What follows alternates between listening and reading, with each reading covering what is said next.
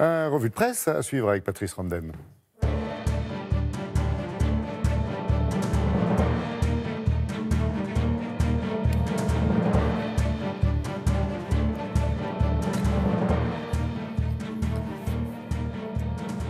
Alors, ce kiosque ce matin, Patrice. Bonjour Laurent, bonjour à tous. Je vous fais le coup de temps à autre, mais c'est toujours aussi efficace. Regardez, qu'est-ce que c'est? Eh bien ça, c'est ce à quoi ressembleraient nos journaux s'ils n'étaient fabriqués qu'avec des rédacteurs, ouais. Sans la contribution des photographes. Ce serait un peu tristoun, hein, avouez.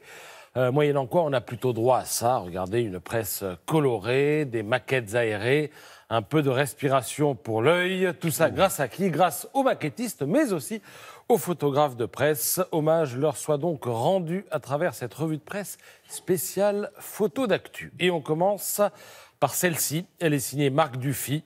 Theresa May, juste avant le vote de la motion de censure, elle en est finalement sortie indemne, hein, mais de justesse, hier au Parlement britannique. Alors il y a une chose qui m'a toujours frappé au Parlement britannique, on a l'impression que les élus sont les uns sur les autres, qu'il n'y a pas assez de place. En train de seconde classe, dans un wagon. Madame May, toujours Premier ministre, elle va reprendre ses consultations avec l'opposition travailliste et donner ainsi un sens à cette formule de Churchill que cite ce matin le Figaro. Le succès, c'est se promener d'échec en échec, tout en restant motivé. Hein, on pourrait l'appliquer à certaines personnes de la télévision aussi. Oui.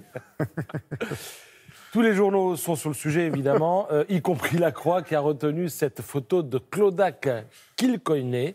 Un manifestant anti-Brexit affiche le sourire triste de Chaplin. Il semble faire le deuil de l'Europe. C'était hier à Londres, devant le Parlement.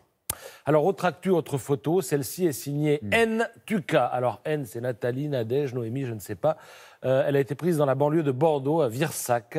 Elle illustre le côté transgénérationnel des Gilets jaunes et leur détermination aussi. Hein, c'est ce que vous lirez en tout cas dans l'Humanité, qui revient ce matin sur ces 2 mois de manif qui, selon le journal, ont permis aux invisibles de reprendre la main. Autre photo à la une du New York Times, en tout cas de son édition internationale. Oui. Andrea Montatovi, c'est l'auteur de la photo, prise au Cap Griné, entre Calais et Boulogne-sur-Mer. Parce que là-bas, on surveille la Manche, et c'est ici qu'on peut être amené à superviser d'éventuelles opérations de secours. Et on est particulièrement vigilant en ce moment parce qu'on sent une poussée des migrants. Ils veulent plus que jamais rejoindre l'Angleterre. Et ça se traduit d'ailleurs, nous explique le New York Times, par une multiplication des vols de bateaux du côté de Calais et de Boulogne-sur-Mer, des bateaux de pêcheurs, évidemment. Dans les Échos, cette photo de Victor Blue, vous allez voir, c'est moche, mais c'est la réalité. Ce bulldozer qui terrasse des montagnes de déchets permet d'évoquer ce qu'on appelle le dépotoir de New York. Ce dépotoir, il se trouve à proximité des Grands Lacs, et notamment de l'un d'entre eux, le lac Ontario. Figurez-vous que près d'un quart des déchets de la ville de New York finissent là-bas. C'est à lire ce matin dans les Échos. On s'aperçoit qu'il n'y a pas de plan B en plus. Hein. La décharge grossit. Il n'y a pas de raison que ça s'arrête. D'autant que la ville de New York a échoué à interdire les sacs plastiques l'an dernier. Dans La Croix, cette photo d'une religieuse africaine, photo signée Sifiwe Sibeko. Cette religieuse surveille le déjeuner dans une école de Zimbabwe, mais la photo vient en illustration d'un article sur les abus sexuels dont sont victimes les religieuses par des membres du clergé.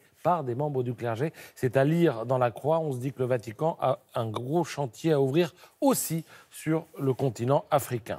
Plus amusant, Shizuo Kambayashi nous propose cette photo prise à la réception du premier hôtel entièrement tenu par des robots. Ça se passe au Japon, tout le monde vient de se faire virer, hein, tous les robots, parce qu'il y avait des bugs à répétition, des concierges statiques qui ne comprennent rien et sont incapables de répondre à la moindre question et se mettent à papoter quand on ne leur demande rien. Bref, fiasco total, c'est-à-dire dans Libération ce matin.